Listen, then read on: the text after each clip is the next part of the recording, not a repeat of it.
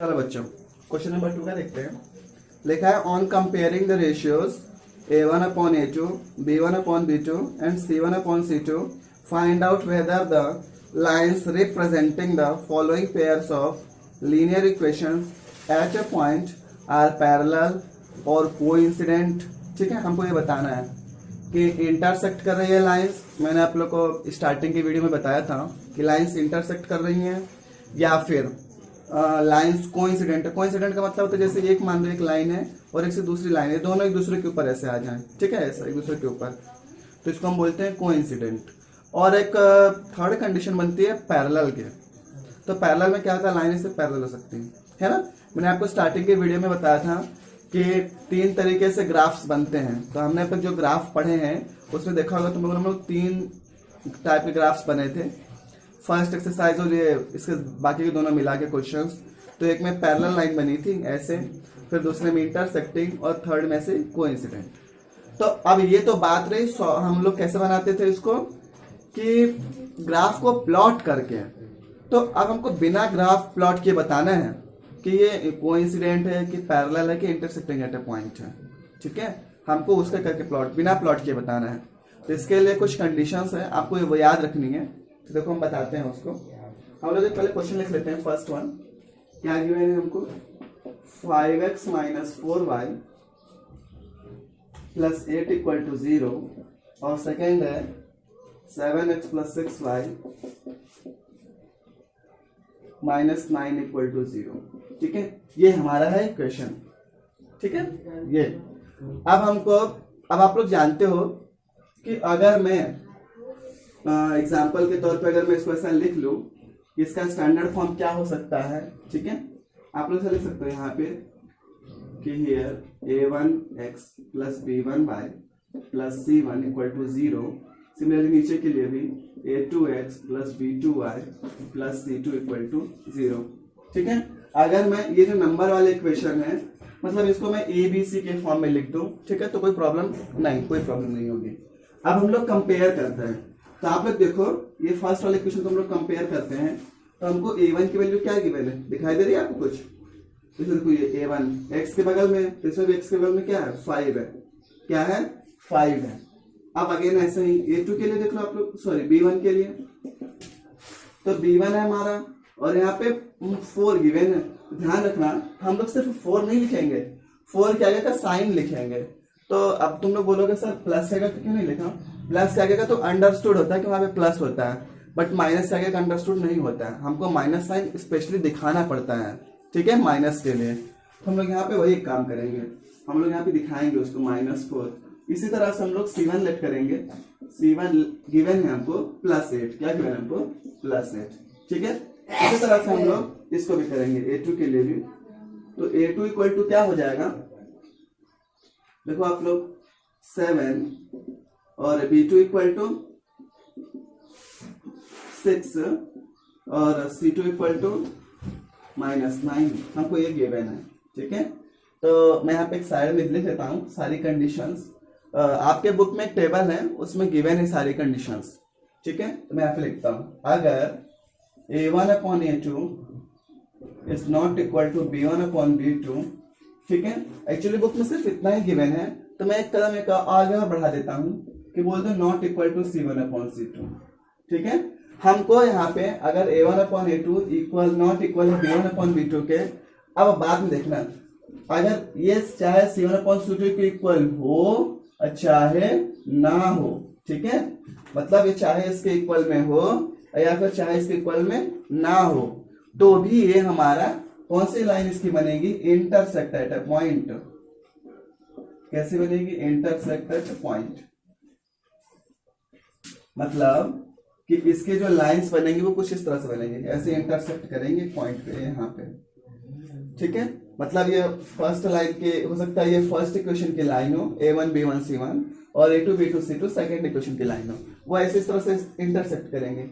अब एक इसका सेकेंड कंडीशन आती है कि a1/a2 इक्वल b1/b2 = c1/c2। तो यहाँ पे देखो हमको तीनों ही इक्वल गिवन है। ठीक है, तो ये हमारा कंडीशन बनता है इनफाइनाइटली मेनी का। क्यों बनता है हम वो भी आपको बता देते हैं। देखना यहाँ पे जो दोनों लाइन है वो सिर्फ एक ही पॉइंट पे इंटरसेक्ट कर रही है, सिर्फ एक ही पॉइंट पे, है ना। लेकिन इस कंडीशन में जो इक्वेशन होती है और सॉरी जो लाइन होती है, जैसे देखो एक हमने लाइन ड्रॉ कर लिया, ये मान लो A1 B1 C1 के लिए है। अब जो दूसरी इक्वेशन बनती है वो ठीक इसी के ऊपर बनती है, ऐसे एकदम, ठीक है, इसी के ऊपर। तो देखना इस केस में जो लाइंस होती है वो ऐसी होती है, उसी के ऊपर ठीक बनेगी। मतलब एक तो पहले से ही थी और दूसरी भी उसी पे बन गई। तो इसमें आपको दिखाई दे रहा होगा कि इसमें हर एक पॉइंट एक सॉल्यूशन होगा, इसमें हर एक पॉइंट एक सॉल्यूशन होगा इस इक्वेशन का, हर एक पॉइंट। तब तुमको नहीं पता कितने सारे पॉइंट बनते हैं, क्योंकि इनफाइनाइट पॉइंट से एक लाइन बनती है, इसलिए हमने लिख दिया इनफाइनाइटली मेनी सॉल्यूशन। और इस टाइप की लाइन हम लोग क्या बोलते हैं, कोइंसिडेंट लाइंस। क्या बोलते हैं हम लोग, कोइंसिडेंट लाइंस, ठीक है। और ये देखो ये सॉल्यूशन इनफाइनाइटली मेनी का देता है, सिर्फ क्योंकि उसमें बहुत सारे सॉल्यूशन मिलते हैं हमको, लेकिन यहाँ पे हमको कोई एक ही सॉल्यूशन मिलता है। आप लोगों ने ग्राफ में देखा था, तो इसको हम बोलते हैं यूनिक सॉल्यूशन। क्या बोलते हैं इसको हम लोग, यूनिक सॉल्यूशन। मैं शॉर्ट फॉर्म में लिखा सॉल्यूशन, यूनिक सॉल्यूशन। और इस वाले केस में इनफाइनाइटली मेनी सॉल्यूशन। अब बारी आती है हमारी थर्ड कंडीशन के। तो थर्ड कंडीशन क्या है हमारी, अगर मैं लिख दूं ये A1/A2 is equal to B1/B2 is not equal to C1/C2, ठीक है। ये देखो हमारा, अब इसमें हमारा ये साफ साफ दिखाई दे रहा है, ना भी दिखाई दे रहा है। तो हम लोग अगर इस तरह का इक्वेशन का प्लॉट करते हैं तो ये पैरेलल सॉल्यूशन बनता है, ये यूं उस तरह से क्या बनता है हमारा। इसके अगर लाइन अगर हम लोग ड्रॉ करेंगे तो सिर्फ पैरेलल लाइन ड्रॉ होती है। तो जब अगर पैरेलल लाइन ड्रॉ होगी तो जाहिर सी बात है हमको कहीं कुछ तो कटेगा ही नहीं, जब कहीं कुछ कटेगा नहीं तो इसका नो सॉल्यूशन निकलेगा। और लाइन को हम लोग क्या बोलते हैं, पैरेलल लाइन। लाइन को हम लोग क्या बोलते हैं, पैरेलल लाइन। और ये तो कोई सॉल्यूशन नहीं दे रहा है तो इसको हम बोलते हैं नो सॉल्यूशन। क्या बोलते हैं इसको हम लोग, नो सॉल्यूशन। बस सिर्फ इतना ही पॉइंट ध्यान रखना है, 1, 2 और 3। ये अगर आपने पॉइंट ध्यान से पढ़ लिया तो एग्जाम में अप्रोक्सीमेटली 2 मार्क्स का हर साल पूछा जाता है। इसीलिए आप लोग इसको अटेम्प्ट कर सकते हो, बहुत ईजी। सिर्फ आपको इसमें यही बताना रहता है कि इंटरसेक्ट एट अ पॉइंट है तो उसका यूनिक सॉल्यूशन, और अगर कोइंसिडेंट लाइन है तो इनफाइनाइटली मेनी सॉल्यूशन, अगर वो पैरेलल लाइन है तो नो सॉल्यूशन। और इसमें एक और वर्ड ऐड होता है, उन लोग ऐड करते हैं, बोलते हैं कंसिस्टेंट और इनकंसिस्टेंट। तो देखो सिर्फ ये नो सॉल्यूशन वाले को हम लोग बोलते हैं इनकंसिस्टेंट। क्या बोलते हैं हम लोग इसको, इनकंसिस्टेंट। बाकी ये दोनों ही कंसिस्टेंट है। कंसिस्टेंट का मतलब ये इक्वेशन को सेटिस्फाई कर रहा है, मतलब उसके वैल्यू हमको दे रहे हैं। जैसे देखो ये दोनों को वैल्यू गिवन है ना, इनफाइनाइटली मेनी एक्स के मान है, इसलिए इनको हम बोलते हैं कंसिस्टेंट, ठीक है। इसको हम बोलते हैं कंसिस्टेंट और इसको हम बोलते हैं इनकंसिस्टेंट, ठीक है। अभी आएगा बुक में क्वेश्चन, तो चलो हम लोग इसको देखते हैं। तो आ जाओ, अब इसमें लोग लिख देंगे A1/A2 इज इक्वल टू 5/7। अब B1/B2 क्या हो जाएगा, -4/6। देखो ये डिवाइड वाले हैं तो इसको हम लोग काट देंगे, तो 2 2 × 4, 2 3 × 6, आ जाएगा -2/3। अगर कहीं कुछ काटने वाला तो हम लोग काट देंगे, ये काटने वाला नहीं था तो इसको नहीं काटा। इसका देख लो C1/C2 इज इक्वल टू 8/-9। अब ध्यान से देखो आप लोग इसमें इस इक्वेशन से मैच करो, इसमें A1/A2 B1/B2 की क्या कंडीशन हो रही है। तो ध्यान से देखो A1/A2 B1/B2 C1/C2 तीनों ही इक्वल नहीं है, तीनों ही इक्वल नहीं है। हम सिर्फ स्टार्टिंग के दो को ही देखते हैं, दो से मैच कर रही है। A1/A2 is not equal to B1/B2 मिल गया। अब देखो थर्ड कंडीशन में मैंने ये बोला था कि चाहे वो 7/C2 के इक्वल हो चाहे ना हो, ठीक है। तो अभी हमारे से पूछा कि कौन से टाइप की लाइन बनेगी, तो आप लोग देख के बताओ कौन सी टाइप की लाइन बन रही है, इंटरसेक्ट एट अ पॉइंट। तो हम लोग यहाँ पे लिख लेंगे कि हियर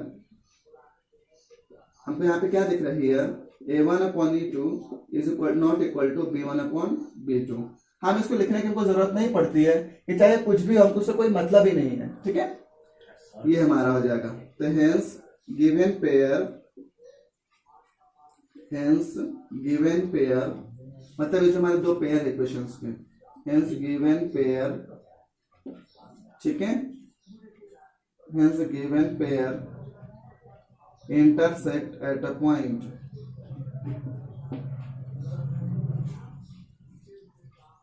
सॉरी यहाँ पे आप लोग ऐसे लिख देना, हेंस फॉर गिवन पेयर, यहाँ पे लिख देना फॉर गिवन पेयर, यहाँ से हटा दो, फॉर गिवन पेयर लाइंस, ठीक है, इंटरसेक्ट एट अ पॉइंट। मतलब इस सॉल्यूशन के पेयर के लिए ये जो लाइंस है वो इंटरसेक्ट कर रही हैं। चलो सेकंड क्वेश्चन देखते हैं। चलो बच्चों क्वेश्चन नंबर 2 का देखते हैं, सेकंड का सेकंड पार्ट। इसमें भी हम लोग क्या करेंगे, हमारा जो स्टैंडर्ड इक्वेशन है उसे हम कंपेयर करते हैं। तो आपका स्टैंडर्ड इक्वेशन क्या हुआ करता था, a1x plus b1y plus c1 equal to 0 और a2x plus b2y plus c2 equal to 0। तो हम इसमें कंपेयर करते थे। ऑन कंपेयरिंग, तो आप लोग जरा देख के बताओ, कंपेयर करने से हमको क्या मिल रहा है, a1 की जगह पे आपको 9 मिल रहा है, b1 की जगह पे 3 मिल रहा है, c1 की जगह पे 12 मिल रहा है। ठीक है, इस तरह से सिमिलरली a2 के लिए, a2 की जगह पे 18 है, b2 की जगह पे 6 है एंड c2 की जगह पे 24 है। ये हमको इक्वेशंस की वैल्यूज हमको मिल गई। अब इसमें भी हम लोग वही डिवाइड करके चेक कर लेते हैं। चलो आ जाओ डिवाइड करके चेक करते हैं। तो a1 upon a2 is equal to 9 upon 18। देखो इसमें भी कुछ डिवाइड हो रहा है 9 की टेबल से, 9 1 जा 9, 9 2 जा 18, तो 1 अपॉन 2 आया।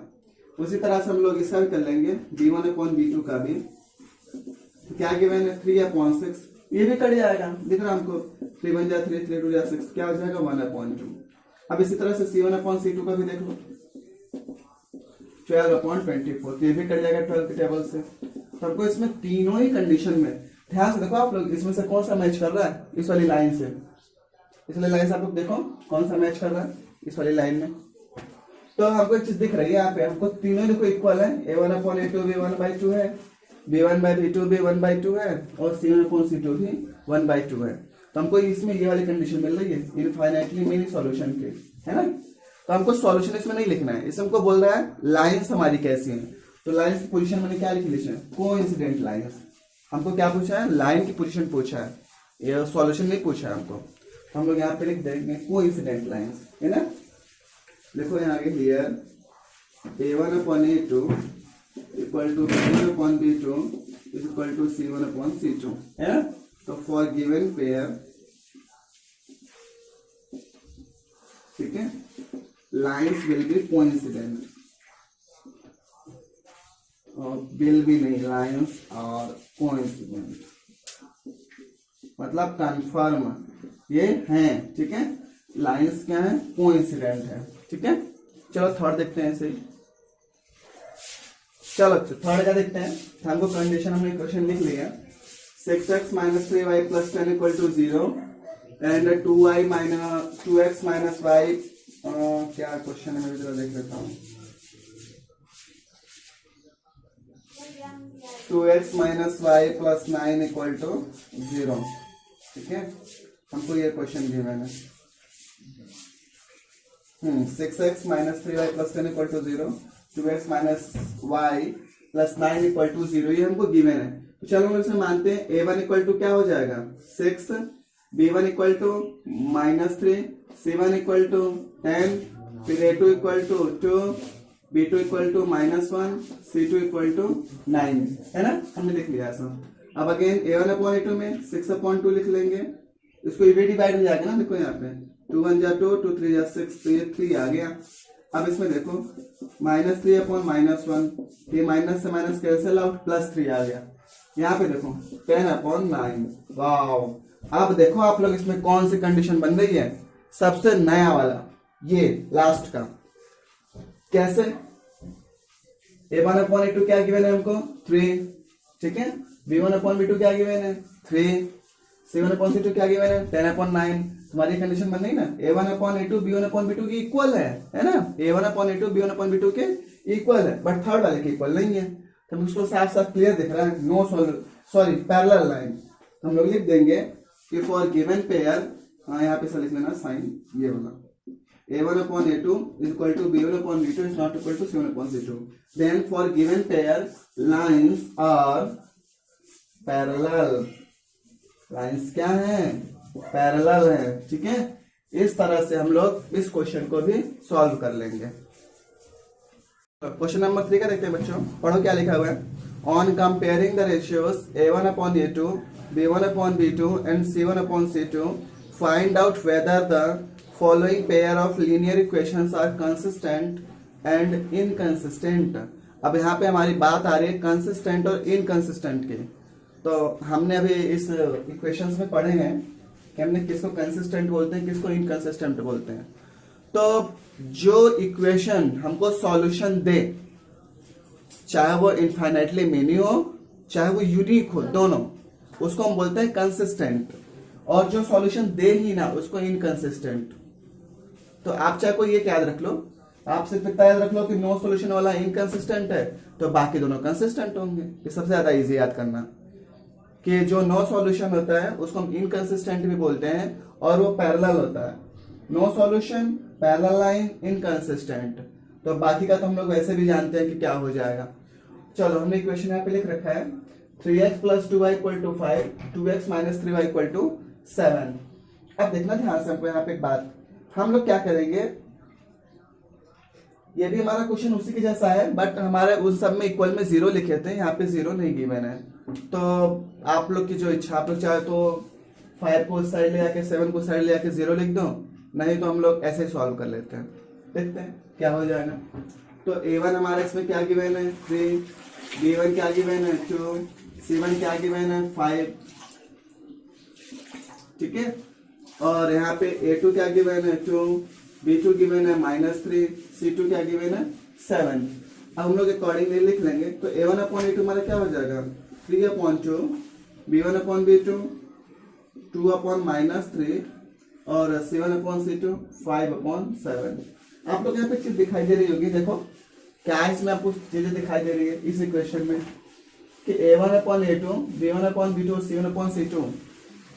स्पेशली हम इन दोनों की बात करें तो ये दोनों हमारे नॉट इक्वल हैं एक दूसरे के, ठीक है। तो हम लोग यहाँ पे लिख सकते हैं कि a1 upon a2 is not equal to b1 upon b2, ठीक है। तो अब आप लोग बताओ ये कौन सा कंडीशन बन रहा है हमारा। अगर हम लोग लाइन की बात करते हैं तो लाइन में इंटरसेक्ट एट अ पॉइंट, और अगर सॉल्यूशन की बात करते हैं तो यूनिक सॉल्यूशन, और अगर इक्वेशन के कंसिस्टेंट और इनकंसिस्टेंट का बताते हैं तो कंसिस्टेंट है। क्या है हमारा कंसिस्टेंट। तो यहाँ पे लिख दो कि फॉर गिवन पेयर, अब इक्वेशन हमारी कंसिस्टेंट होती है, इनकंसिस्टेंट होती है, लाइंस नहीं होती हैं, ठीक है। तो आप लोग लिख दो इक्वेशंस आर कंसिस्टेंट। क्या होगा इक्वेशंस आर कंसिस्टेंट, ठीक है, ऐसा हम उसको लिख लेंगे। चलो सेकेंड वाला भी देखते हैं। चलो बच्चों सेकेंड हम आपको देख लेते हैं। थर्ड का सेकेंड भी क्या गिवन है, इक्वेशन में लिख रखा है 2x - 3y = 8 and 4x - 6y = 9। चलो यहाँ पे हम लोग पुट कर लेते हैं। तो a1 = हो जाएगा 2, b1 = -3, c1 = 8, ओके। इसी तरह से नीचे वाले का भी a2 = 4, b2 = -6 एंड c2 = 9, ठीक है। अब यहाँ पे क्या हो जाएगा, देखो हो जाएगा ये 2/4, इसको काट देते हैं हम लोग, 2 1 2, 2 2 4, तो हो जाएगा 1/2। सिमिलरली हम लोग उसके लिए भी देख लेते हैं -3/-6। तो देखो माइनस से माइनस कैंसिल आउट है ना। अब 3 के टेबल से काट दो, 3 1 3, 3 2 6, तो इसका भी आ गया 1/2। 7/6 आप लोग देख लो 8/9 है, देख रहे आप लोग को 7/6 में क्या है हमारा 8/9 है, ठीक है। अब आप लोग देख के बताओ इसमें इस लाइन में से किससे मैच कर रहा है, इस लाइन में से बताओ इस लाइन में से किसमें मैच कर रहा है। हमको यहाँ पे चीज दिखाई दे रही है कि यार a1/a2 is equal to b1/b2, देखो दोनों में 1/2 है, and not equal to c1/c2, देख रहे आप लोग को। तो ये हमारा तो सबसे आखिरी में दिख रहा है इनकंसिस्टेंट, तो नो सॉल्यूशन है, लेकिन हमको इक्वेशन की बात कर रहा है, हम इसको लिखेंगे इनकंसिस्टेंट,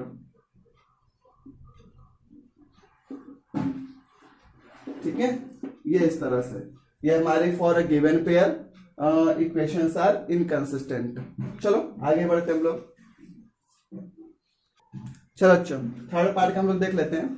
इस थर्ड पार्ट में थोड़ा सा अलग है, थोड़ा सा अलग इन द सेंस कैसा अलग है, हमको ये पहला वाला फ्रैक्शन में गिवन है। कैसा गिवन है हमको फ्रैक्शन में, क्या लिखा है 3/2x + 5/3y = 7, ठीक है। 3/2x + 5/3 = 7 and 9x minus 10 y equal to 40 ये गिवन है। तो हम लोग चलो लिखते हैं। तो a1 हमारा कितना है 3/2, ठीक है। b1 कितना है 5/3। ध्यान रखना इन सब में मैंने कभी भी x और y इसमें इंक्लूड नहीं किया है। a1/a2 के हमने x और y नहीं लिखते हैं, हम लोग सिर्फ उसके आगे का नंबर्स लिखते हैं। जैसे कि देखो यहाँ पे हम करते आए हैं ऑलरेडी, बताने की जरूरत नहीं है, पर ध्यान रखना इस बात का, हम लोग सिर्फ उसका एक कोएफिशिएंट लिखते हैं, x और y वेरिएबल नहीं लिखते हम लोग। चलो तो a1 हो गया, b1 5/3, c1 7, इसी तरह से a2 9, b2 -10 और c2 14, ठीक है। अब हम लोग क्या लिखेंगे a1/a2। तो देखो a1 हमको गिवन है 3/2 और a2 हमको गिवन है 9। अब इसमें हमको प्रॉब्लम आती है कि सर इसको कैसे सॉल्व करें, ठीक है।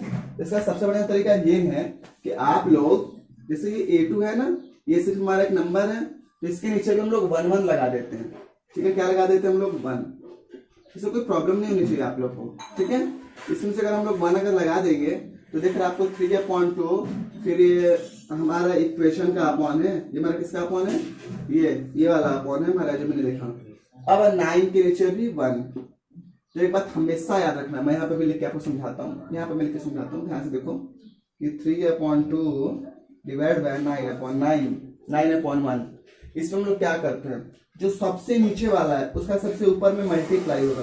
क्या होगा, मल्टीप्लाई होगा, सबसे नीचे वाले का सबसे ऊपर में, फिर बीच वाले का बीच में, यूं ऐसा। तो आप देख के बताओ क्या हो जाएगा इसका आंसर। तो 1 का मल्टीप्लाई अगर हम लोग 3 में करते हैं तो कितना हो जाएगा 3, है ना, 1 × 3। उसी तरह से 2 × 9 या फिर 9 × 2, कोई फर्क नहीं पड़ता। तो कितना हो जाएगा 3/18। कितना हो रहा है 3/18 हो रहा है। अरे बात सुनने, 1 का मल्टीप्लाई 3 में और 9 का मल्टीप्लाई 2 में, तो 1 × 3 का 3 और 2 9 जा 18 लिखते थे हम लोग यहाँ पर। तो ये क्या हो जाएगा 3/18। कितना लिख देंगे हम लोग इसको 3/18। अब देखो ये डिवाइड भी हो रहा है हमारा 3 के टेबल से, तो 3 1 जा 3, 3 6 जा 18, तो आंसर आएगा 1/6। सिमिलरली हम लोग b1/b2 के लिए भी कर लेते हैं। इसमें हमको गिवन है 5/3 अपॉन -10/1। इसमें भी हमको सेम वही कॉन्सेप्ट लगेगा, ये वाला कि सबसे नीचे वाले का सबसे ऊपर से मल्टीप्लाई। तो 1 का मल्टीप्लाई 5 में तो 5 और -10 का मल्टीप्लाई 3 में तो -30। इसको डिवाइड कर दो आप लोग, मैं इसको हटा देता हूँ। ये कितना हो जाएगा 5 1 जा 5, 5 6 जा 30 आ रहा है -1/6। और c1/c2 कितना, देखो c1/c2 हमारा कितना हो जाएगा 7/14। ये भी कट रहा है हमारा, तो 7 1 जा 7, 7 2 जा 14, इसका आंसर 1/2 आ रहा है। अब ध्यान से देखो आप लोग इसमें कौन सा कंडीशन मैच कर रहे हैं, कि लास्ट वाला है कि फर्स्ट वाला है। देखो यहाँ पे हमको गिवन है a1/a2 is equal to b1/b2। यहाँ पे देख रहे हैं आप लोग को a1/a2 is equal to b1/b2। क्या वास्तव में दोनों इक्वल है 1/6 और -1/6 इक्वल है क्या, नहीं है इक्वल। नंबर में सिर्फ इक्वल है 1/6, बट देखो उसमें प्लस है ये माइनस है, तो ये दोनों इक्वल नहीं है। अब अगर दोनों इक्वल नहीं है, हमको ये ऊपर वाली कंडीशन दिख रही है a1/a2 is not equal to b1/b2। हम लोग यहाँ पे लिख देंगे a1/a2 is not equal to b1/b2, इसमें -2 को हटा देते हैं। तो आप लोग देख के बताओ ये इक्वेशन सारी कैसे हो जाएंगे। क्या लिखा है मैंने उसमें, कंसिस्टेंट। क्या लिखा मैंने, ये वर्ड यहाँ पे कंसिस्टेंट, ये हो जाएगा कंसिस्टेंट, ठीक है। ये हमारी कंडीशन हो जाएगी। चलो नेक्स्ट हम लोग देखते हैं। चलो बच्चों इसका देखते हैं हम लोग थर्ड का हमारा फोर्थ पार्ट जो है, क्या लिखा है इसमें हमको, सेम वही है 5x - 3y = 11 and -10x + 6y = -22। तो चलो लिखते हैं हम लोग। a1 है हमारा 5, b1 है -3 एंड c1 है 11, ठीक है। उसी तरह से इसमें a2 है -10, b2 है +6, प्लस की जरूरत नहीं है, और c2 कितना हमारा -22। चलो अब आप लोग इसको कर लो, ये तो बहुत इजी है, कम बताना आप लोग के लिए। क्या हो जाएगा लिख लेते हैं हम लोग, a1/a2 का क्या हो जाएगा 5/-10। ये देखो कट जाएगा 5 की टेबल से, 5 1 जा 5, 5 2 जा 10, और नीचे माइनस लगा है तो -1/2। उसी तरह से b1 अपॉन b2 के लिए भी माइनस 3 अपॉन 6 काट दो, 3 1 जा 3, 3 2 जा 6, तो माइनस 1 अपॉन 2। सिमिलरली हम लोग c1 अपॉन c2 के लिए भी लिख लेंगे। क्या गिवन है 11 अपॉन माइनस 22, ये भी किसके टेबल से आएगा 11 के टेबल से, 11 1 11 एंड 2 22, इसका भी आ जाएगा माइनस 1 अपॉन 22। तो देखो हमको तीनों में हमको minus 1 upon 2 minus 1 upon 2 minus 1 upon 2 तीनों इक्वल है, ये वाला कंडीशन है। a1 upon a2 is equal to b1 upon b2 is equal to c1 upon c2, hence equations are consistent। मैंने यहाँ पे लिख रखा है ना कंसिस्टेंट का। अब हम लोग आगे बढ़ते हैं। ओके, नेक्स्ट क्वेश्चन की तरफ देखो। क्वेश्चन नंबर 5 में क्या लिखा हुआ है हमको 4 upon 3x plus 2y equal to 8 and 2x plus 3y equal to 12। हमको इसको सॉल्व कर रहे हैं। Again a1 equal to 4 upon 3, b1 equal to 2, c1 equal to 8, उसी तरह से a2 equal to 2, b2 equal to 3, c2 equal to 12। ठीक है, अब इसको हम रेशियो लिख लेते हैं। तो 4 अपॉन 3 डिवाइडेड बाय 2 अपॉन 1, इसके नीचे क्या लिख सकते हैं हम लोग 1 लिख सकते हैं। मैंने आपको बताया था ना जिसके नीचे कुछ नहीं होता उसके नीचे 1 हम लोग लिख सकते हैं। तो यहाँ पे क्या हो जाएगा, सबसे नीचे वाले का सबसे ऊपर से मल्टीप्लाई, तो 1 का मल्टीप्लाई 4 में है ना, सबसे नीचे सबसे ऊपर से, तो 1 का मल्टीप्लाई 4 में तो 4 और 2 का मल्टीप्लाई 3 में तो 6। अगेन देखो ये भी डिवाइड हो जाएगा, 2 2 जा 4, 2 3 जा 6, तो कितना आ गया 2 upon 3। Similarly b1 upon b2 ये तो कटेगा ही नहीं, यहाँ को गिवन है 2 अपॉन 3। इसी तरह से c1 अपॉन c2 8 अपॉन 12 है, तो ये भी 4 के टेबल से डिवाइड होगा, 4 2 जा 8, 4 3 जा 12, तो कितना आ जाएगा 2 अपॉन 3। कितना आ गया 2 अपॉन 3 आ गया। अब आप लोग देखो इसमें से कौन सा कंडीशन मैच कर रहा है, 2 अपॉन 3, 2 अपॉन 3 और 2 अपॉन 3 तीनों में ही सेम है, 2 अपॉन 3, 2 अपॉन 3। तो आप लोग को वही वाली कंडीशन बन रही है। देखो ये a1 upon a2 equal to b1 upon b2 equal to c1 upon c2, तो कंसिस्टेंट लिख देंगे। For given pair equations are consistent. ठीक है, यूं इस तरह से। ठीक है, इस तरह से हम लोग इस क्वेश्चन को सॉल्व कर लेंगे।